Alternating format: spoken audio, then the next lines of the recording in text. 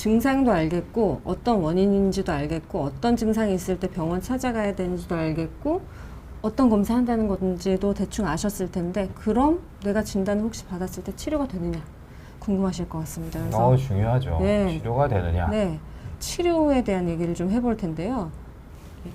그 치료가 됩니까? 치료가 됩니까?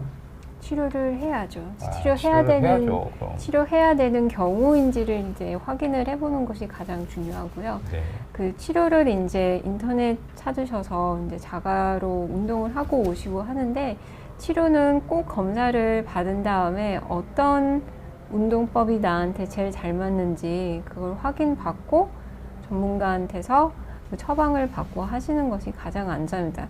그 처방 받은 대로 가면 치료하는 데는 도움을 많이 받으실 수 있습니다.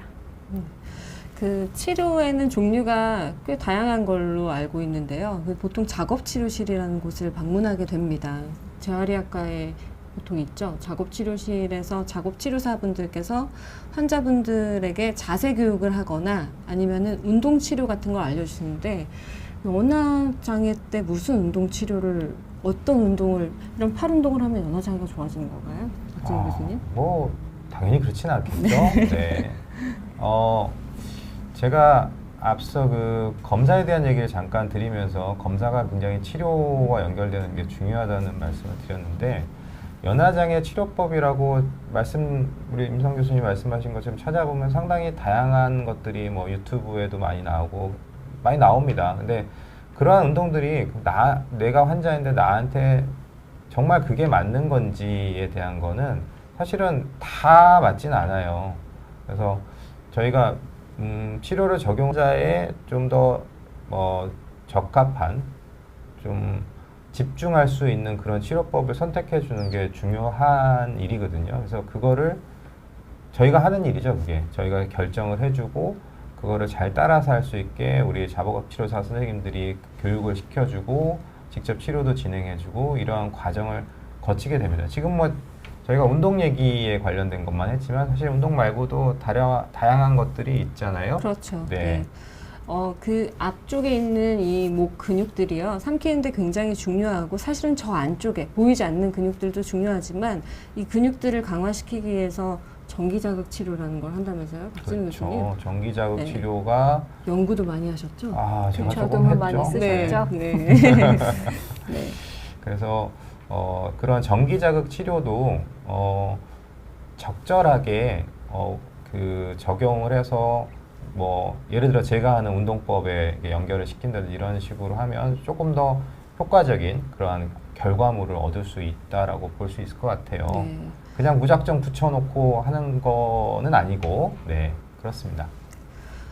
이 방금 말씀해주신 그런 치료들은요, 사실은 보험 적용이 거의 다 됩니다. 그래서 이 치료비에 대해서 걱정하시는 분들도 가끔 있으시거든요. 이 치료 받으면 되게 비싸냐, 이거 얼마나 받아야 되느냐 걱정하시는데 보험이 되는 치료들인데 보험이 안 되는 치료도 있잖아요. 그래서 머리에다가 이렇게 자극하는 치료가 있습니다. 간혹 이 뇌에서 무슨 이상 소견이 있어서 연화장애가 생기는 경우에 그 기질적인 치료를 하기 위해서 뇌에다가 전기 자극이나 자기 자극을 하는 경우도 있는데요. 그런 경우는 이제 보험이 안 되는 치료들도 있기는 있습니다만 대부분은 이제 급여 범위 안에서 저희가 치료를 하잖아요. 보편적인 얘기를 해드려야죠. 네, 아직은 그렇죠. 보편적인 치료는 아니니까 그렇죠. 그건. 네. 예. 그런데 보편적인 치료는 다 보험입니다. 근데 보험이어도 교수님 이걸 치료 기간이 너무 길면 환자분들도 지치고 결국은 이제 뭐 치료 비용도 길게 보면 좀 많아질 수도 있고 그렇지 않습니까? 그래서 그렇죠.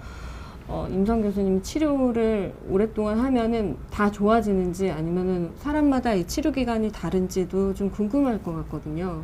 일단 치료에 반응을 하는 질환인지가 일단 중요합니다. 사실 저희가 지금 앉아서 이야기하고 있는 대다수의 연화장애 환자는 뇌졸중이거나 뇌출혈이거나 아니면 어떤 마비가 와서 풀릴 수 있는 여지가 있으신 분들은 치료를 하면 재활이 가능한데 이제 마음 아픈 병들이 몇 가지가 있거든요. 그 근육병이라든지 루게릭시병이라든지 그러니까 퇴행을 하면서 이게 치료를 통해서 100% 예전처럼 완치된다는 그런 개념보다 이렇게 진행을 하면서 그 빠르게 악화되는 거를 막아주는 그 예방 차원의 이제 치료일 때는 이제 저희가 치료가 된다는 그 개념이 보호자분들이 생각할 때는 완치가 된다라고 생각하실 수 있는데 더 나빠지는 것을 예방하는 차원에서 치료하는 질환군들도 있습니다. 그래서 치료를 하게 될 때 중요한 거는 이제 효과가 있냐를 보는 것이 중요해요. 아까 전에 박준우 교수님께서 말씀하신 것처럼 저희가 이런 문제가 있다고 판단을 해서 운동 처방을 했는데 그 운동 처방이 제대로 환자한테 도움이 되고 있는지 이제 추적 경과를 보는 것이 굉장히 중요하고요.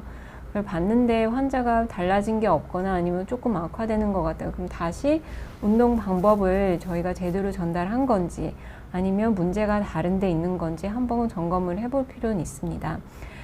운동 그 치료에 대해서 이제 언제까지 치료를 해야 되는지 뭐 보험에 대해서 이제 많이 이야기를 해주셨는데 이제 보험을 해줄 수 있는 질환이 나라에서 정해진 게 있어요. 그래서 가끔 그냥 노환에 의해서 그 90 몇 세가 되셨는데 그냥 약해지셔서 연화 치료를 받고 싶어요라고 하면 받으실 수 있는 여러 가지 치료 카테고리 중에서 의사가 낼 수 있는 거를 허용해주는 범위가 이미 정해져 있기 때문에 예, 그거를 저희가 감안을 하면서 치료를 안내를 해드리고 있다는 것도 알고 계시면 좋을 것 같습니다.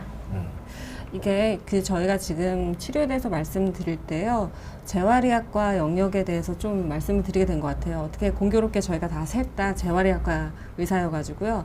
근데 저희 연화장애학회는 무슨 과 선생님이 제일 많나요? 질문 주셨는데요. 재활의학과도 있고 이비인후과도 있고요, 소화기내과 그리고 영양학과 선생님들도 계십니다. 그리고 작업치료학과 선생님들도 많이 계시고요.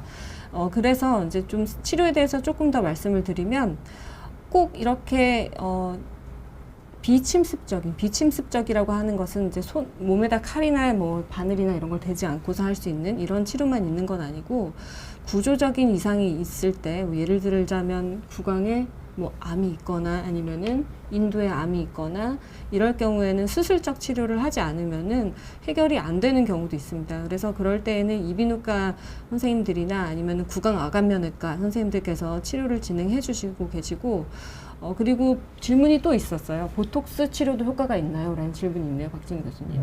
말씀드린 것처럼 전체 연화장애 보톡스가 효과 있다 이런 얘기를 드리면 안 되는 거고요. 보톡스가 효과가 있는 경우가 있어요. 저희가 이제 대표적으로 말씀드리는 게 식도 상부가 이제 너무 강하게 힘이 주어져서 조여져서 식도 밑으로 음식을 내리지 못하는 그런 연화장애 질환이 있습니다. 원인 질환이. 그런 경우에는 그 식도 상부를 조금 힘을 빼기 위해서 수술적으로 이렇게 열어주는 경우도 있고, 말씀드린 그 보톡스를 거기다 주사를 함으로써 힘을 빼서 식사가 가능하게 만드는 경우도 있어서 특정한 어떠한 컨디션에 효과가 있다라고 말씀드릴 수 있을 것 같아요.